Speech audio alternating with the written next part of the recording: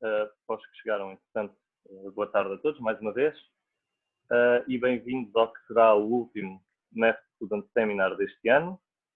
Para acabar em grande, trouxemos connosco o aluno Tiago Fernandes, que está a fazer uma tese com o professor Vítor Cardoso, e vai-nos falar um bocadinho sobre como está a ser. Peço só que guardem as questões para quando o Tiago assim disser. Ele tem duas secções da sua apresentação, mais ou menos, e vai-vos pedir para colocarem as questões no final de cada uma. E muito obrigado por virem. Passo então a palavra ao Tiago. Obrigado. Bem, boa tarde, obrigado desde já pelo convite e espero que estejam todos saudáveis com isto do Covid. Vou-vos então falar um bocado de campos à volta de buracos negros.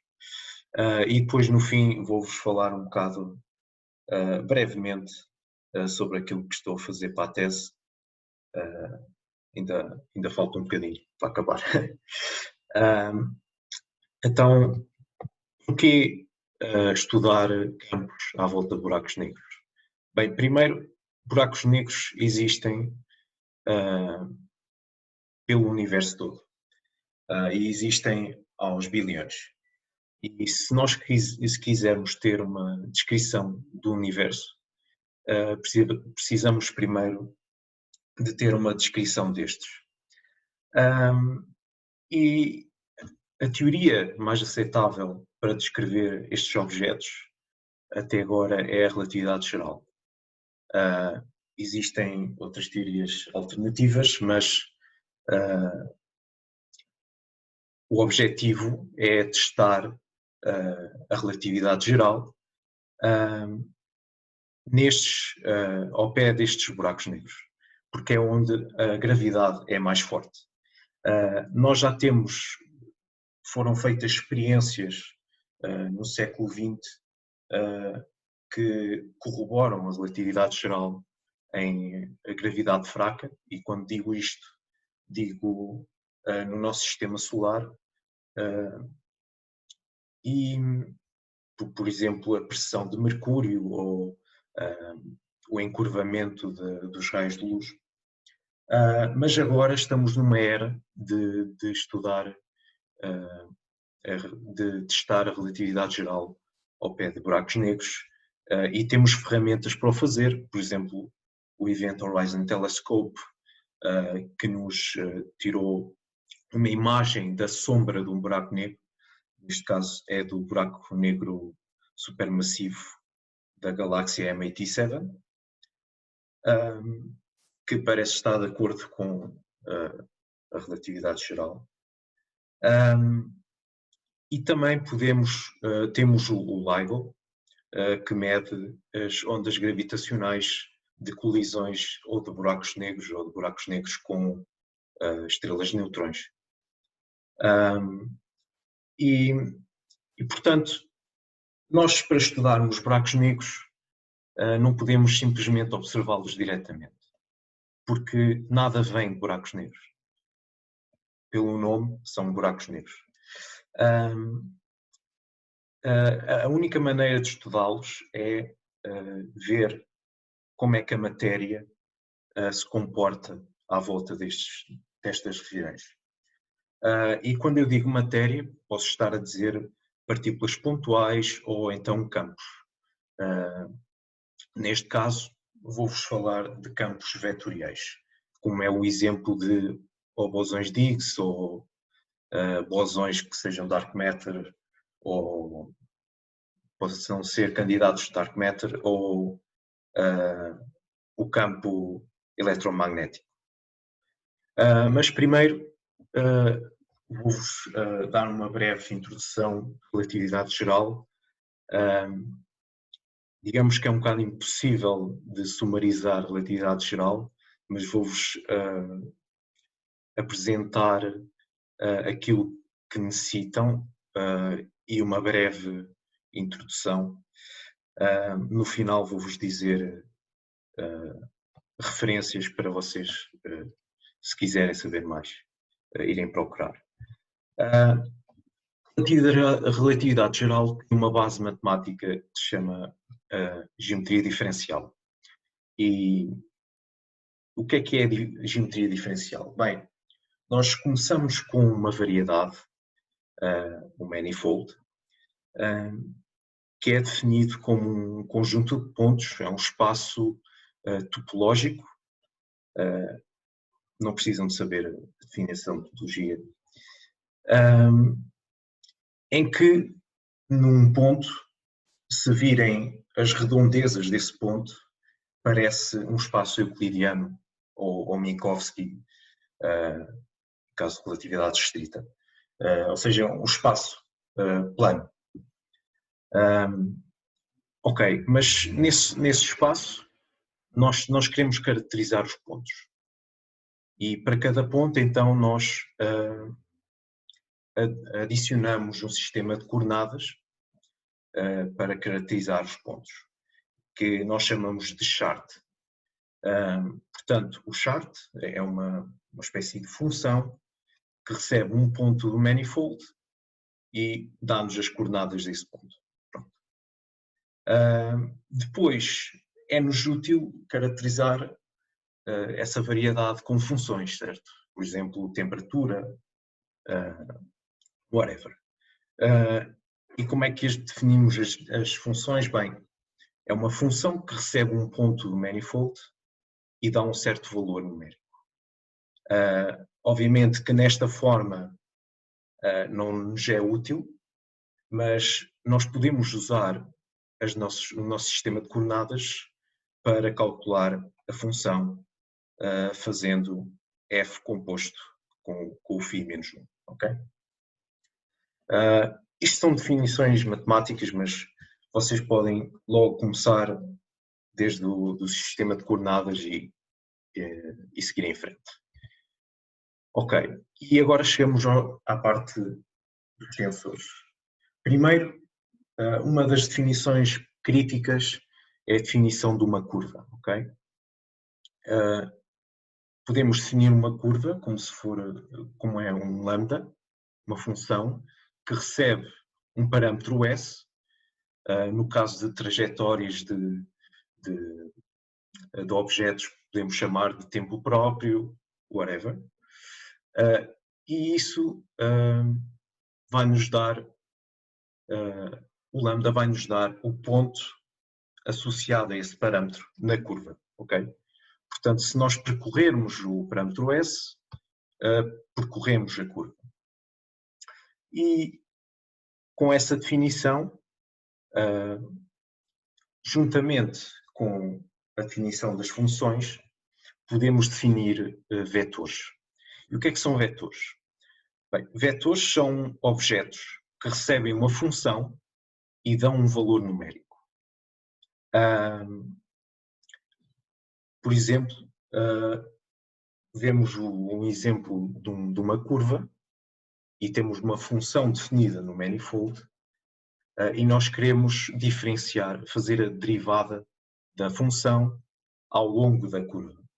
E para isso, bem, simplesmente pegamos na função em função das coordenadas e parametrizamos as coordenadas ao longo da curva e derivamos ao parâmetro S.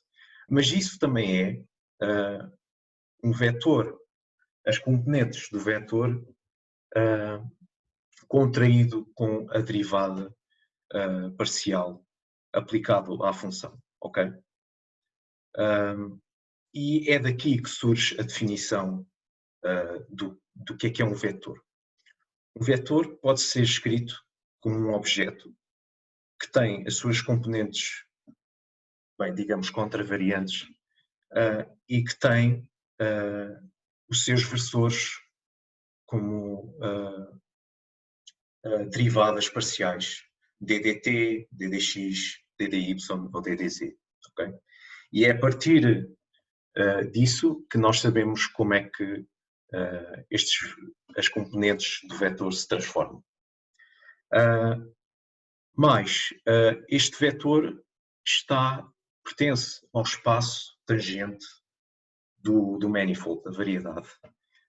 Isto num ponto P, num ponto específico.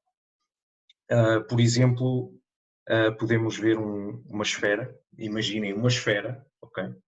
Isto, vocês estão numa superfície de uma esfera e a tangente, num certo ponto, é apenas um plano, ok? Pronto. Se vocês tentarem comparar espaços tangentes de dois pontos diferentes, não são o mesmo plano, ok? Podem ser paralelos, mas isso já é outra história. Mas não são diferentes, não são iguais. E é esse o ponto fundamental. Ok, definimos vetores, podemos definir outra coisa que se chamam corvetores. E podemos defini-los de uma maneira similar, só que desta vez recebem vetores, okay? São funções, operadores que recebem vetores e dão um número, ok? E como exemplo, o W, que aplica no X e dá o produto interno, ok? E é assim que se definem corvetores. Podemos escrever estes corvetores desta maneira, ou então podem esquecer o DX e podem apenas meter um versor. Okay? E estes objetos pertencem ao espaço dual tangente de M. Pronto, vocês espero que estejam a compreender a ideia que os tensores são formados da mesma maneira. Os tensores pegam em n número de covetores e m número de vetores e dão um número, ok? Que é com este caso aqui de um tensor de rank 2, ou seja, 1, não é? Contravariante e covariante, ok? Ok, mas nós temos estes objetos e aquilo que nos é útil em física é saber aplicar derivadas a estes objetos. Pois, nestes espaços, não basta meter uma derivada parcial.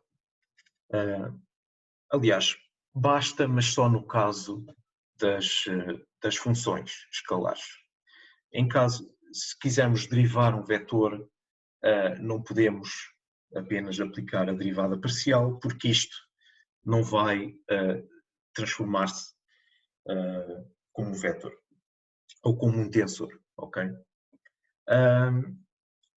E para isto nós definimos uma derivada covariante. E o que é esta derivada covariante? Bem, é um operador, ok, que recebe um tensor, neste caso um vetor, ok, que primeiro tem a operação de a regra de Leibniz, ok, e aplica na componente do vetor e aplica no versor do vetor, ok? E isto não é zero, geralmente não é zero. Para espaços que não são planos, não é zero definitivamente. Isto chama-se a conexão. E qual é a ideia da conexão? O que é, intuitivamente, qual é a ideia disto? Bem, podemos avaliar isto em dois pontos, né? Um dos pontos está na vizinhança do outro. Podemos avaliar este vetor neste ponto e depois avaliamos o vetor neste ponto. Mas os espaços tangentes em cada ponto não são iguais. E por isso não podemos simplesmente fazer como se fizemos em R3, que é só transportar o vetor. Nós temos que definir alguma coisa que nos dê essa perspectiva de transportar paralelamente para outro espaço tangente. E é isso que a conexão faz, basicamente. Okay? Para tensores, por exemplo, rank 2, tem que se adicionar mais outro termo, né? Porque isto tem 2 versores. Okay?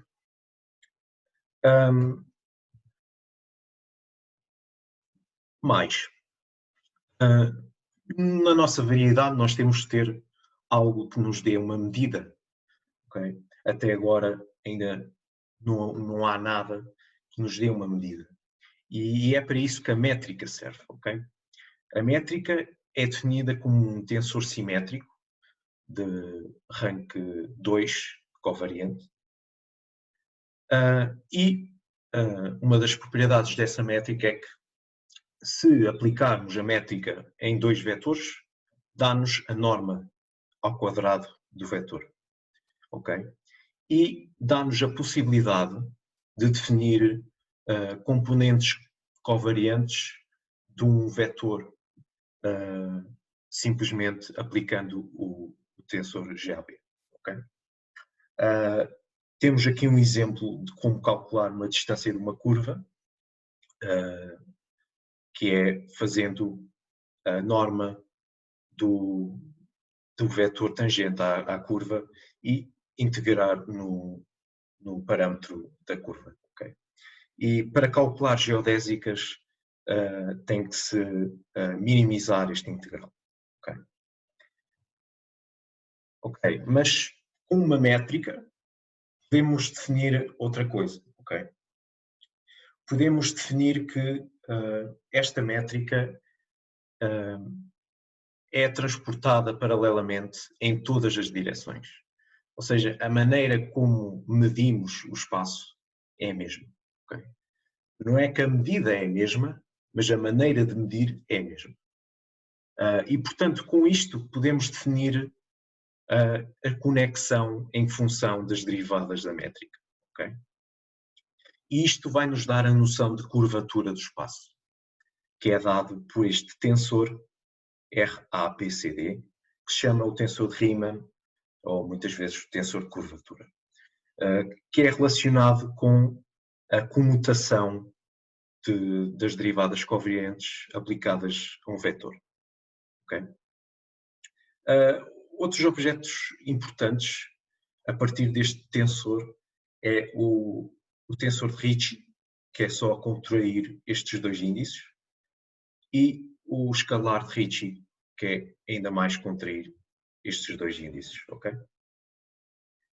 E a partir daqui acho que está o necessário para falar de relatividade geral, que é simplesmente a métrica é localmente Minkowski. Okay? 4 dimensões, uma de tempo. E podemos meter aqui um menos no tempo e mais no espaço. Okay? É uma signature menos 1. Se tivéssemos aqui um mais, era euclidiano. Okay? Depois, a métrica, globalmente, pode ser determinada pela equação de Einstein. E o que é esta equação? O que é que esta equação nos diz? Portanto, temos estes tensores de Ricci que nos dão a noção de curvatura, ok? E isto está igualado ao tensor de energia-momento. Este lambda aqui é a constante cosmológica. Pode ser 0 ou pode ser whatever, ok? Mas aquilo que nos diz esta equação é que a energia no espaço dobra curva o próprio espaço-tempo, ok? Porque temos a curvatura relacionada com a energia do espaço-tempo. Muitas vezes é referida estes 2 termos como o tensor de Einstein. Outras cenas. As partículas pontuais seguem geodésicas.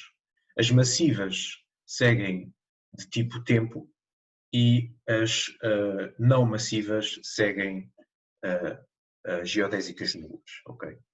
Isto é só mudar a norma do vetor.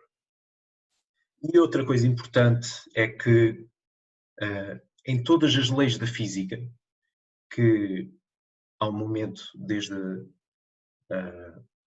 da mecânica clássica até à relatividade restrita, nós temos que substituir as derivadas parciais por derivadas covariantes. No sumo, é essa a diferença de estarmos no espaço curvo em vez de plano. Okay? Se quiserem ver mais um bocado, se quiserem perceber mais ao detalhe a relatividade geral, podem ir aqui às notas do Harvey Real, de Cambridge, ou então podem ir ao livro do Rei de Inverno, se bem que eu não gosto lá muito. Ok. Portanto, para recapitular, aquilo que vocês devem ter em mente é que todas as derivadas parciais em leis da física têm que ser substituídas por derivadas covariantes e que derivada covariante aplicada a um escalar dá só a derivada parcial, mas a derivada covariante aplicada a tensores tem termos extra que estão em função da conexão. E a conexão, chamada Levi-Civita, tem esta expressão dependente da métrica, e a métrica é obtida resolvendo as equações de Einstein. Ok? Ok. Agora, se alguém tiver perguntas, por favor, podem dizê-las. Ok.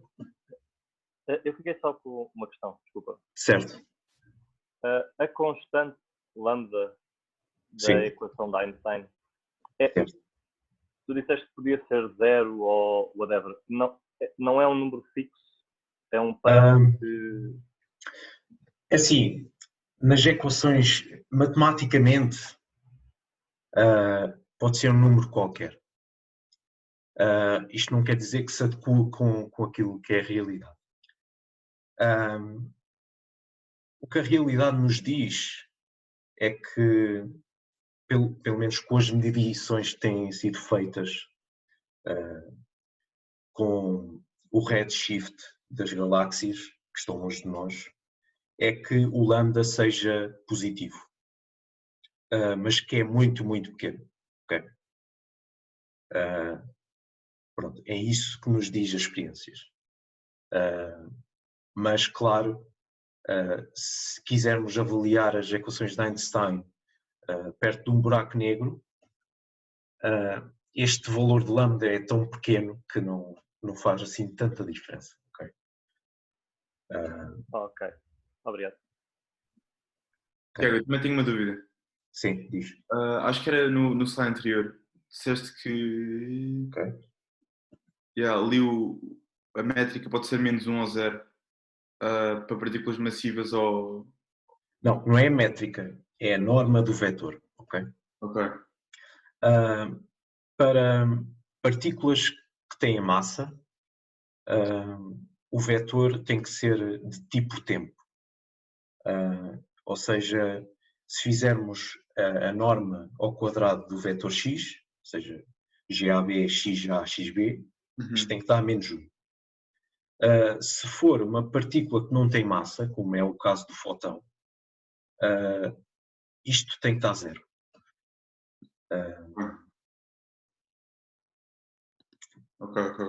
Pronto. Isto é uma das digamos, os postulados da relatividade geral, uma coisa assim. Ok, obrigado. Ok. Mais alguém tem uma questão? Ok, então, se entretanto tiverem mais questões depois no final. Ok, então vou-vos falar dos campos à volta de buracos negros. Se estivermos num espaço com um campo, nós para resolvermos para descrevermos esse espaço, temos que resolver as equações de Einstein e as equações do campo. Podem ser escritas assim, ou podem ir ao Lagrangiano e fazer a minimização. Mas isto é altamente... Primeiro, as equações de Einstein são não lineares. E depois vão haver couplings da métrica com a equação de movimento do campo. E isto é bastante complicado de resolver sem ser numericamente. No entanto, por um argumento da astrofísica, os campos que usualmente queremos descrever à volta de buracos negros não fazem quase curvatura nenhuma, ok? Pelo menos o efeito não é quase desprezível comparado com o efeito do buraco negro. E, portanto, é uma boa aproximação dizer que o TAB é quase igual a zero. E, portanto, daqui podemos apenas resolver as equações de Einstein no vácuo e assim obter uma métrica fixa. E depois encaixar esta métrica fixa nas equações de movimento do campo e depois resolver a equação para o campo. Vou-vos dar dois exemplos de soluções desta métrica no vazio. Uma é bastante próxima, digamos, Minkowski, é a métrica de Schwarzschild. A métrica de Schwarzschild descreve um buraco negro estático localizado no centro do espaço. Estamos em coordenadas esféricas. Bem, nesta métrica não se diz coordenadas esféricas, dizem-se coordenadas de Schwarzschild, porque se pode depois mudar de coordenadas. E isto é uma solução das equações de Einstein no vácuo para lambda igual a zero. Okay? E se fizerem, este M é a massa do buraco negro, se fizerem M igual a zero, recuperam a métrica de Minkowski. Okay? Isto é uma métrica, digamos, simples. Duas coisas que podemos apontar é que em R igual a zero há uma singularidade, e de facto é uma singularidade do espaço-tempo. E há outra singularidade que é R igual a 2m, mas que não é uma singularidade do espaço-tempo. É apenas o facto de que estas coordenadas não servem para descrever esta parte do espaço. E, portanto, nesta posição tem-se o horizonte de eventos do buraco negro. Okay? Outro exemplo de uma métrica mais geral é uma métrica que descreve os buracos negros em rotação, que é a métrica de Kerr. Como veem, é uma coisa bastante mais complicada e que não é diagonal. Okay?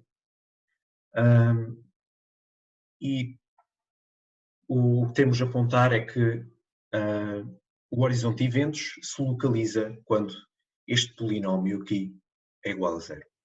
E é a raiz a raiz maior que é o horizonte de eventos. E outra coisa é que podemos medir a frequência com que o buraco negro está a rodar, visto de um observador em infinito, que é dado por A sobre 2m R mais, que é onde está o horizonte de eventos. Ok. Tendo os exemplos da métrica, métricas fixas, podemos trabalhar com campos vetoriais. E se vocês se lembram daquela regra de ir às leis da física e substituir as derivadas, aqui está explicitamente essa regra, ok? Por exemplo, se vocês substituírem as derivadas covariantes por derivadas parciais, vocês têm as equações de Maxwell em Minkowski ou em euclidiano, mas isso é uma asneira. Portanto, esta é a equação de Maxwell sem corrente, ok? E o tensor FAB é dado por isto. Só que, claro, temos as derivadas covariantes. E, claro, também temos uma condição de Lorentz, porque temos que fixar a gauge do campo caso a massa for zero. No caso da massa ser finita, esta condição de Lorentz vem imediatamente das equações de Proca. Com massa chama-se equações de Proca. Okay? Portanto, nós podemos usar esta condição para simplificar mais estas equações e isto pode ser escrito desta maneira. Okay? São chamadas a Proca Equation em espaço-tempo curvo. E, portanto, temos aqui o box, se não fossem pelas derivadas covariantes, e temos aqui um termo extra, que é o termo de Ricci. Geralmente, em espaço-tempos com métrica de vácuo, digamos, isto vai para zero. Okay? Isto vai para zero. Mas este operador aqui é bastante complicado, porque são derivadas covariacionais, são derivadas covariantes, e esta está a aplicar a um tensor de rank 2 e esta está a aplicar a um tensor de rank 1, que é o vetor. Okay? E, portanto, nós precisamos de ferramentas para conseguir, pelo menos, separar as equações, fazer uma separação de variáveis. Essas ferramentas são as simetrias. No caso de Schwarzschild, nós temos simetria esférica. E, portanto, nós podemos usar as esféricas harmónicas para construir vetores harmónicos que dependem destas esféricas harmónicas. Se virem em Quantum Mechanics 2, dá para construir estes vetores, ok? E estes 1, o 2, o 3 e o 4 são as nossas funções que dependem de tempo e de raio, ok? Do raio, sim. Substituindo isto, ok? E estão a perguntar-se o que é o F, é 1 menos 2mr, é só para simplificar mais a expressão. Substituirmos isto na Proc Equation, conseguimos separar completamente as equações, sendo que nós temos só equações radiais. Vocês estão-se a perguntar, e o tempo? Bem, o tempo nós podemos fazer uma transformada de Fourier e, portanto, isto vai só depender de ômega, ok, da frequência. Ok, tendo isto, nós podemos descrever um campo em Schwarzschild de 3 maneiras. A primeira, vou começar do fim, a primeira são ondas que vêm do infinito, ok? É como se fosse um scattering problem, ok? Vocês mandam uma onda do infinito, bate no buraco negro, uma parte vai para dentro do buraco negro, a outra reflete, ok? Vocês podem ter estados que são bounded, ou seja, o campo vai ficar preso ao buraco negro, à região do buraco negro, ok? Como se fosse um eletrão num átomo. Ou então, vocês podem calcular uma coisa que se chama quasi-normal modes, que é imaginem, fazem uma perturbação desse campo numa região perto do buraco negro e, portanto, essa perturbação ou pode ir para infinito ou pode ir para dentro do buraco negro. E só há umas frequências tais que essas condições são satisfeitas. Isso chama-se quasi-normal modes. Ok, para Schwarzschild tá. Mas para Kerr é um problema desgraçado. Porque não há simetria esférica. No entanto, com bastante trabalho e um truque, que não vos vou falar aqui porque é demasiado técnico, a questão é que é possível fazer a separação de variáveis para o caso não massivo dos campos. E é chamada de Teukovsky Master Equation, que foi o Teukovsky que fez isto. Posso-vos falar um bocado, portanto vão...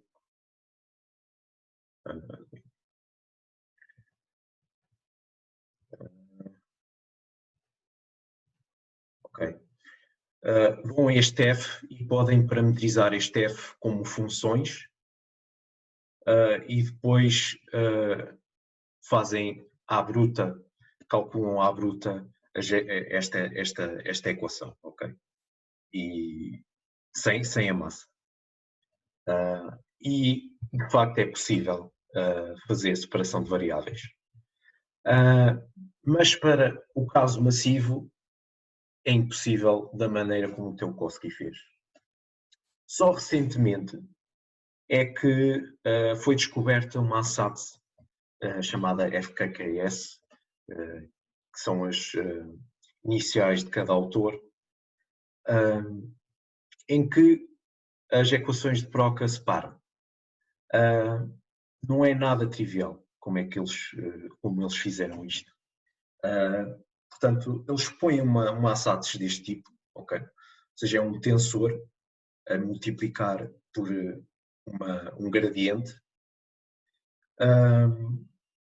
E este tensor é dado por esta expressão, ok? Em que o H é chamado de um tensor principal, ok? E este tensor principal gera simetrias que são escondidas. E o que eu digo com simetrias escondidas é simetrias que têm como consequente quantidades conservadas que são ou o quadrado do momento ou o cubo do momento por aí afora. Porque as simetrias explícitas e as simetrias que vêm da transformação do espaço, fazer transformações coordenadas no espaço, vai-nos dar uma quantidade conservada proporcional ao momento. Okay? Pronto, isto é bastante, parece caído do céu. E, portanto, toda a gente está a tentar testar esta ansatz, ver se satisfaz, se tem todos os modos por aí afora. Mas, primeiro, quero-vos falar de um processo que ocorre em Kerr, que é chamado de superradiância. Isto acontece tanto em campos escalares como em campos vetoriais, sejam eles massivos ou não massivos. E o que é superradiância? Imaginem que vocês emitem uma onda de infinito para o buraco negro. Okay? O buraco negro está a rodar. Okay? Se esta onda satisfaz esta condição, em que M é o número quântico do magnético do M, pronto. Tem um M, tem um L. Se isto satisfaz esta condição, então a amplitude que é refletida, a amplitude da onda refletida é superior à amplitude da incidente. Ou seja, nós estamos a ganhar energia no campo. E claro, vamos ter que perder energia algures. E, exato, o buraco negro perde a energia e transfere-a ao campo. Isto é uma fonte de instabilidades quando se calculam os modos quase normais. Bem, há muita coisa a discutir sobre isto. Finalmente vou-vos falar do que eu estou a fazer para a tese, que é exatamente a perceber se esta ANSATS cobre os graus de liberdade todos da solução da Proc Equation.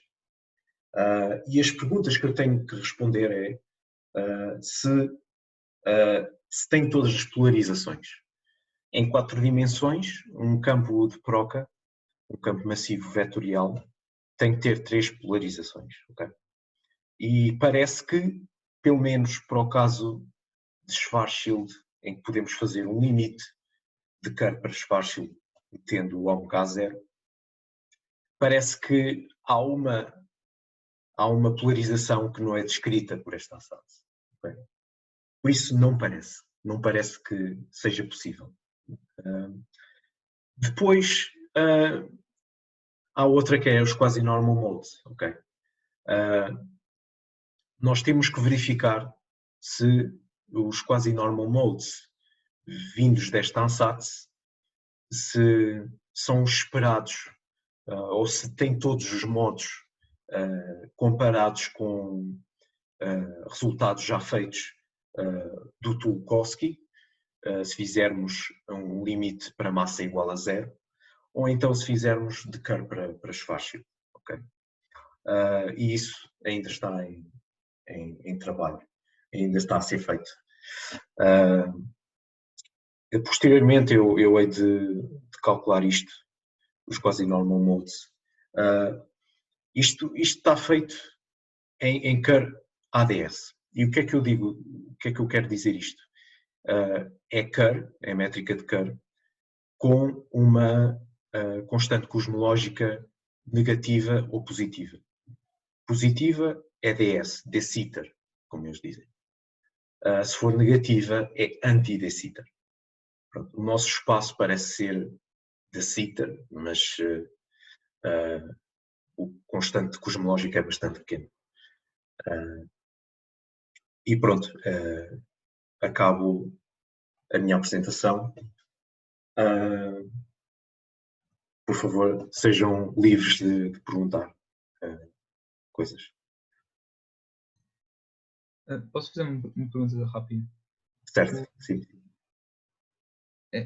Mesmo, às vezes a métrica aqui aparece com os índices em cima, com contravariantes. Sim.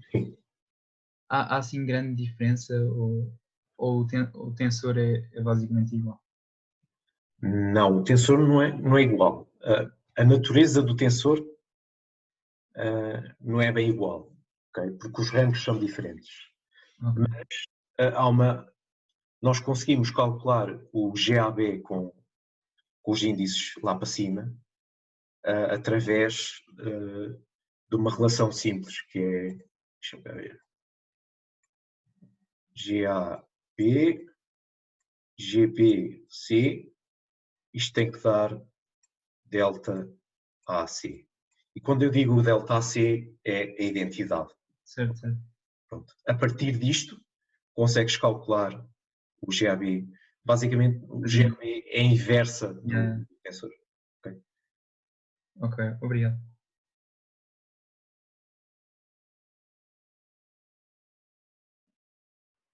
Desculpa, uma pergunta. Quando estás a dizer em relação à separação de variáveis em Schwarzschild, quando fazias o limite, qual é que é a polarização que não parece conseguir-se encontrar? Ok. Boa. Deixa-me vir aqui onde eu tenho. Ok. Portanto, aqui esta é a expressão para bruta para a solução de Schwarzschild. E esta parte aqui é um modo, corresponde a uma polarização que se chama magnética, okay? Porque tem a ver com a paridade. Se fizermos uma operação de paridade, de inversão de tempo, de espaço, isto transforma-se de uma maneira diferente do que esta. Pronto, isto tem a ver com sinais de menos. E aparentemente a ANSATS não cobre esta parte da solução, apenas cobre esta, cá em cima. Esta tem duas polarizações que estão dentro do 3 e do 2, ok? Uhum.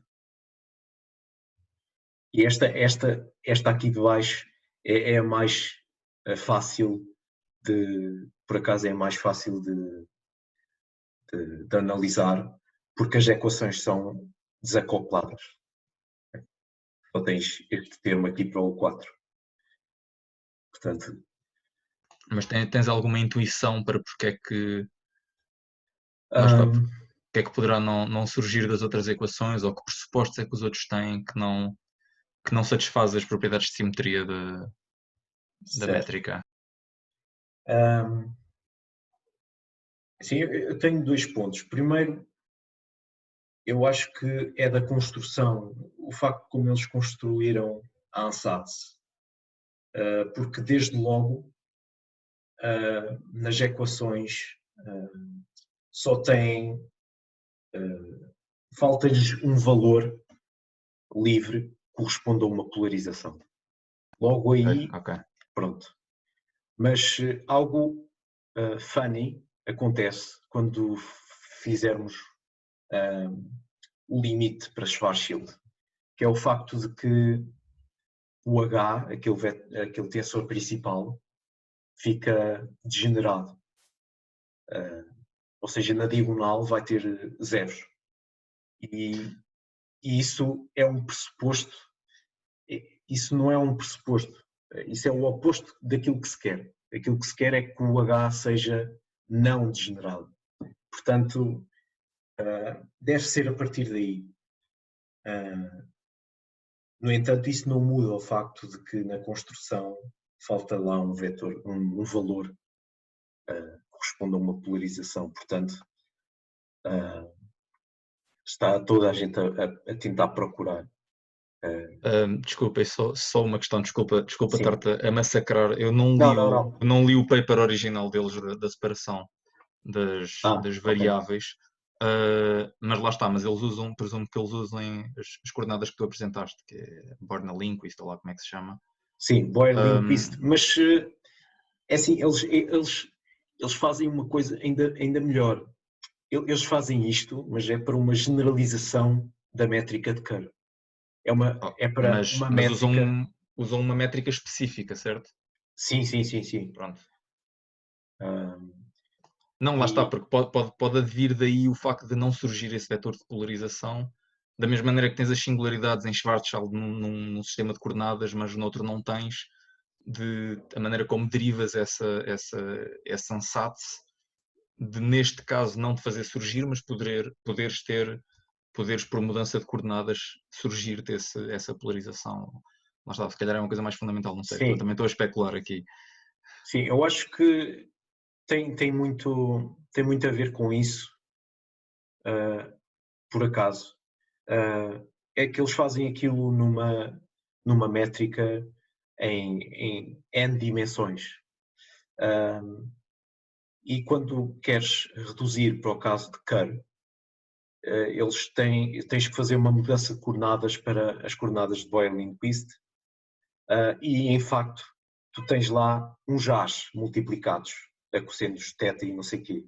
Se meteres o A a zero, vai-te dar que não consegues fazer a transformação de coordenadas. Okay. Portanto, isso tem a ver com o facto do H ser degenerado. Por isso, pode ser por aí que se calhar fazer o limite para Schwarzschild não seja boa ideia, mas vamos ver. Ok, obrigado.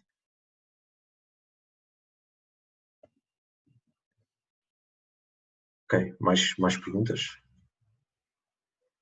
Eu costumo fazer sempre uma pergunta de índole mais pessoal, que Ok. é o que é que te levou a escolher esta área para fazer a tua tese, ou em que ponto da tua vida mais ou menos é que tu decidiste é isto que eu vou fazer, Sim. vai ser isto a minha tese? Por acaso é uma história engraçada. Eu no início, quando estava no 7º ano, até gostava de compreender a relatividade geral. Toda a gente dizia Einstein e não sei o quê. Pronto. Mas depois, quando fui para o curso, nos primeiros anos, ainda estava tipo, não sei o que é que eu hei de fazer. Chegou ao 3º ano e levei com o João Paulo Silva. E eu gostei bastante daquilo. Gostei bastante de mecânica quântica. E isso deu-me um clique. Se calhar vou para partículas. E de facto até cooperei num artigo com o João Paulo Silva e com o Rafael Boto e com outro professor, com o Jorge Romão e com outro professor do Canadá, da Califórnia. Só que depois eu só tive relatividade geral no 4º ano. E isto que eu acabei de dizer aconteceu no 3º ano. E no 4º ano eu comecei a estudar isto pelas notas do Harvey Real, que foi o Filipe Miguel, um amigo que foi para Cambridge, que me disse para ler. E aquilo, eu gostei bastante daquilo. Gostei bastante daquilo. De estar a ler do formalismo matemático, como é que eles fazem aquilo. Parece muito, muito mais limpo do que em partículas em que tens infinitos e precisas de enfiar infinitos no tapete. Não digam isto ao pessoal de partículas, senão eles ficam um bocado arreliados. Mas pronto, eu fiquei com este bichinho. Este bichinho da relatividade geral começou a nascer outra vez, a despertar outra vez. E eu no final do 4º ano estava de facto indeciso. Eu não sabia se eu ia para a relatividade geral ou se ia para partículas. E de facto foi o meu amigo o Rafael Boto que começou logo a dizer que ia trabalhar para a tese com o professor João Paulo Silva, e eu disse, se não for com o João Paulo Silva, vou para a relatividade geral. E cá estou. Agora, para o futuro, vamos lá ver. Ainda não estão coisas definidas, mas acho que estão a ir por um bom caminho. E ter como supervisor o professor Vítor Cardoso é bastante bom, mas também requer trabalho. Ok, muito obrigado. Muito obrigado eu pelo convite e espero que nos próximos tempos não apanhem Covid e que acabem bem o semestre com esta porcaria do Covid. Não sei como é que eles vão fazer. Obrigado. Então, não há mais nenhuma questão, certo? Então eu vou passar para o momento mais esperado da semana, que é quem tiver a hipótese de poder ligar o microfone, agradecer ao Tiago, por favor. Muito obrigado. Obrigado.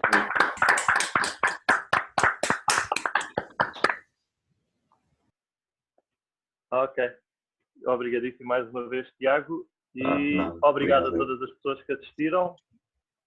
Caso tenham faltado a um Math Student Seminar, nós vamos disponibilizar no canal do YouTube do Nefis. E desejo-vos muita sorte para a época de exames que é isso. Muito obrigado e boa tarde a todos. Boa tarde.